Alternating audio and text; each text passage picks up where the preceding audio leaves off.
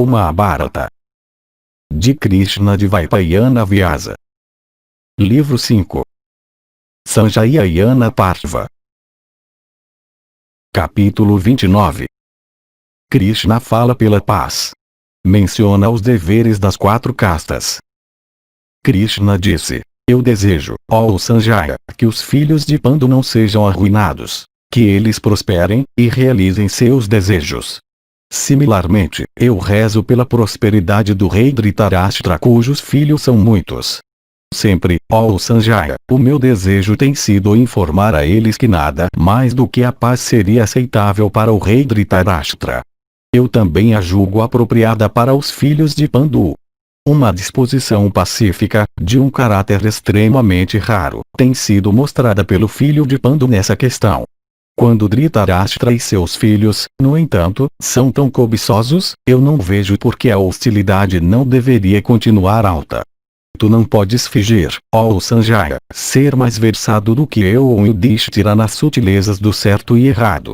Então por que tu falas palavras de repreensão com referência à conduta de Yudhishthira, que é empreendedor, consciente do seu próprio dever, e atento, desde o início, ao bem-estar de sua família em conformidade com as injunções dos tratados de moralidade? Em relação ao tópico à mão, os Brahmanes têm defendido opiniões de vários tipos. Alguns dizem que o êxito no mundo seguinte depende de trabalho. Alguns declaram que a ação deve ser evitada, e que a salvação é alcançável pelo conhecimento.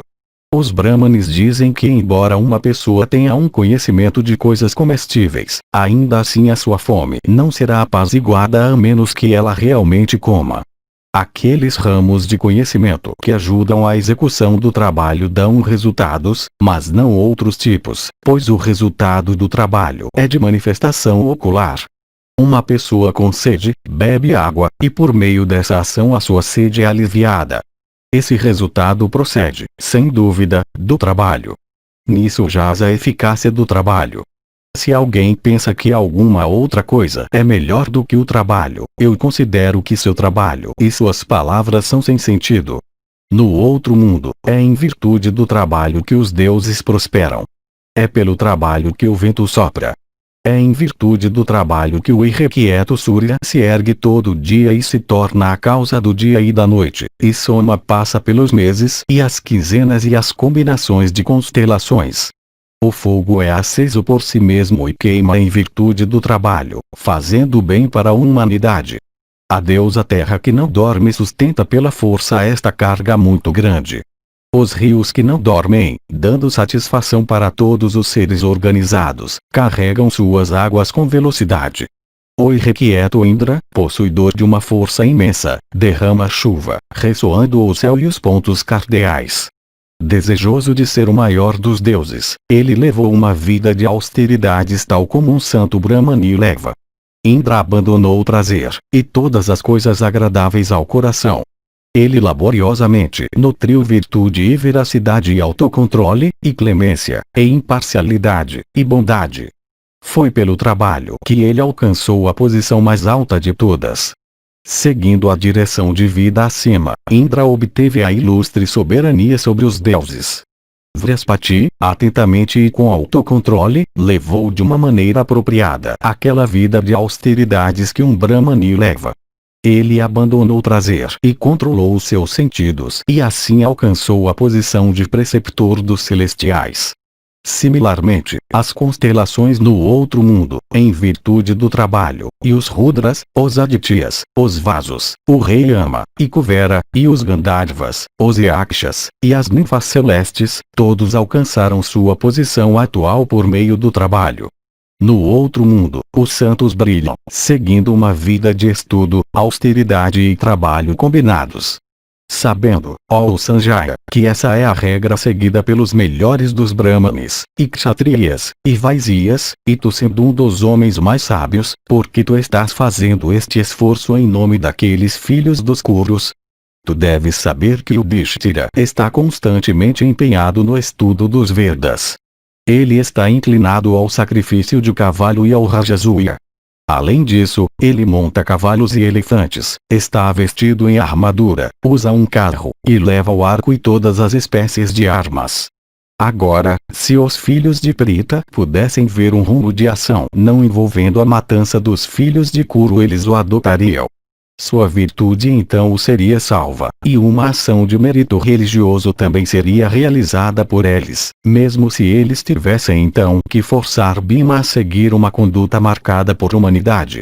Por outro lado, se ao fazer o que seus antepassados fizeram eles encontrassem a morte sob o destino inevitável, então ao tentarem ao máximo cumprir o seu dever, essa morte seria digna de louvor. Presumindo que tu aprovas somente a paz, eu gostaria de ouvir o que tu tens a dizer a esta questão. Qual caminho a injunção da lei religiosa declara, isto é, se é apropriado para o rei lutar ou não?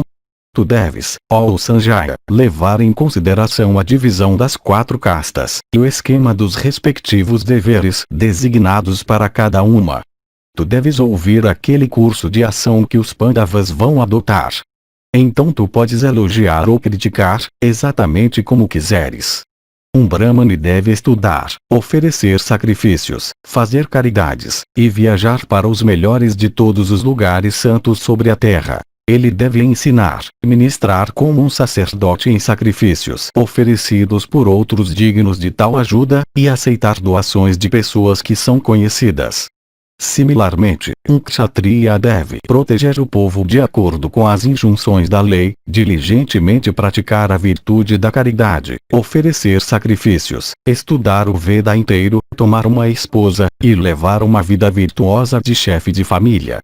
Se ele for possuidor de uma alma virtuosa, e se ele praticar as virtudes santas, ele pode facilmente alcançar a religião do Ser Supremo.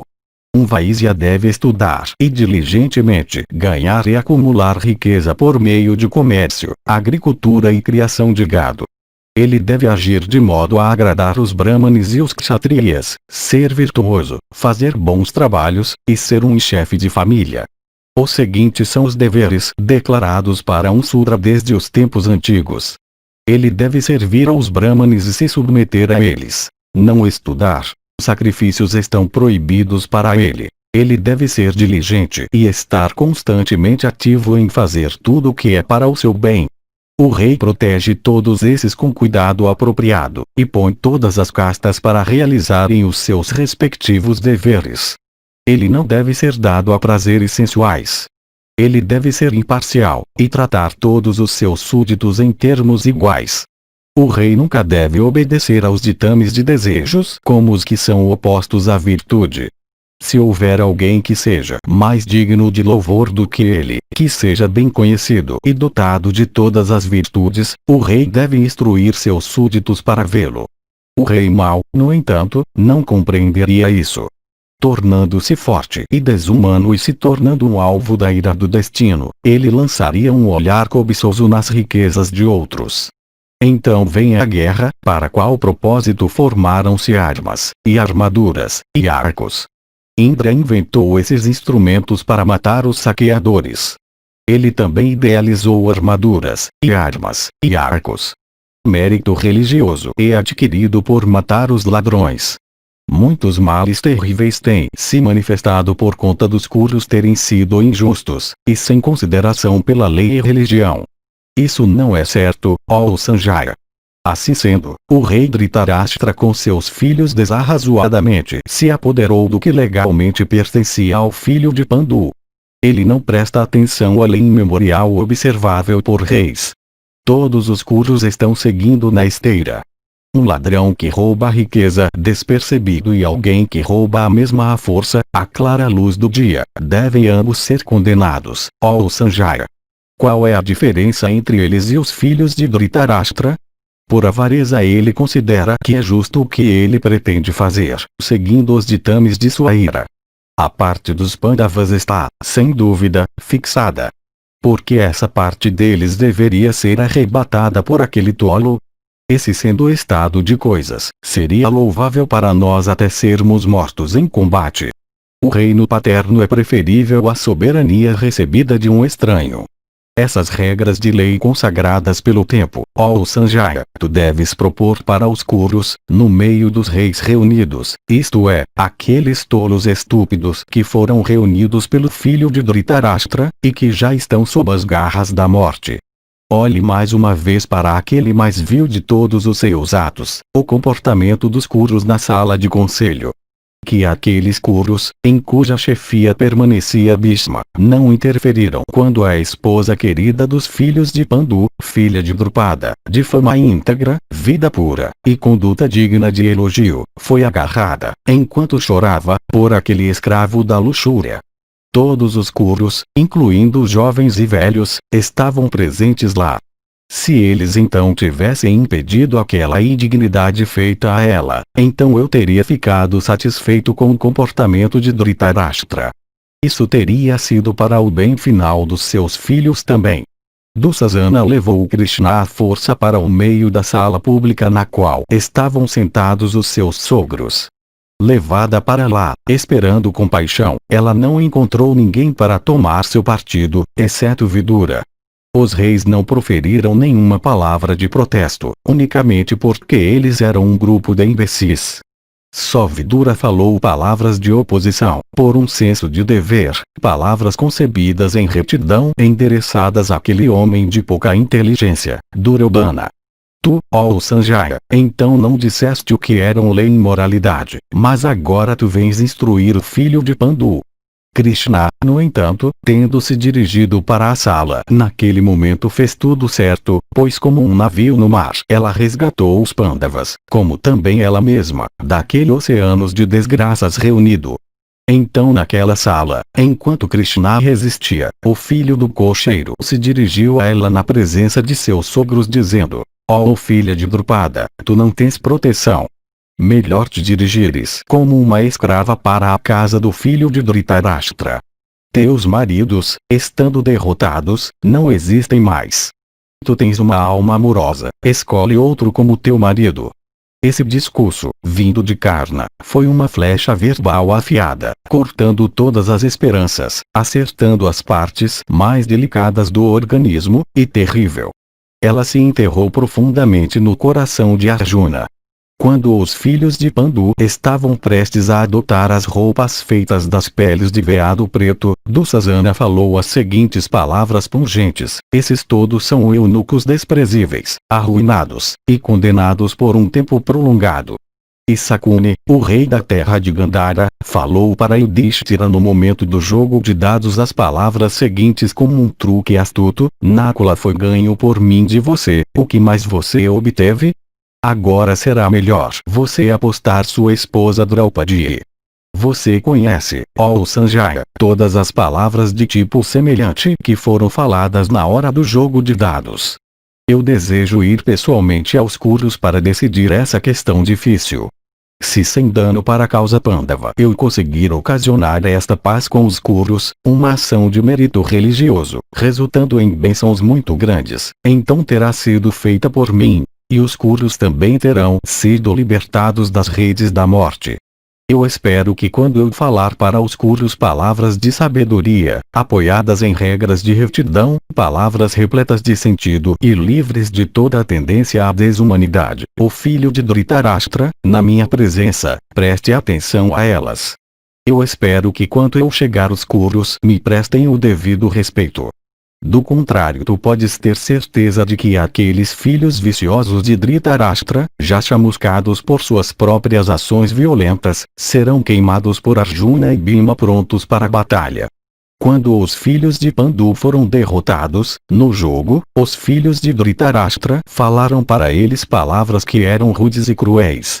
Mas quando chegar a hora, Bhima sem dúvida cuidará de lembrar Duryodhana daquelas palavras.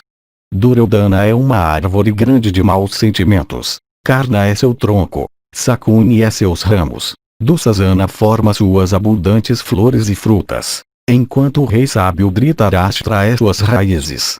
Yudhishthira é uma árvore grande de justiça. Arjuna é seu tronco. E Bhima é seus ramos. Os filhos de Madri são suas flores e frutas abundantes. E suas raízes são eu mesmo e religião e homens religiosos.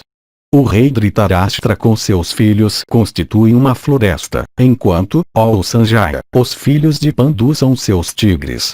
Não, ó, derrube a floresta com seus tigres, e que os tigres não sejam expulsos da floresta. O tigre, fora das florestas, é morto facilmente. A floresta também, sem um tigre, é facilmente derrubada. Portanto, é o tigre que protege a floresta e a floresta que abriga o tigre. Os Dhritarashtras são como trepadeiras, enquanto, ó Sanjaya, os Pandavas são árvores sala. Uma trepadeira nunca pode florescer a menos que ela tenha uma grande árvore para se enrolar em volta. Os filhos de Pritha estão preparados para servir a Dhritarashtra como, de fato, aqueles repressores de inimigos estão preparados para a guerra. Que o rei Dhritarashtra agora faça o que é apropriado. Os filhos virtuosos e de grande alma de Pandu, embora competentes para se engajarem em combate, agora ainda estão em paz com seus primos. Ó homem erudito, relate tudo isso realmente para Dhritarashtra.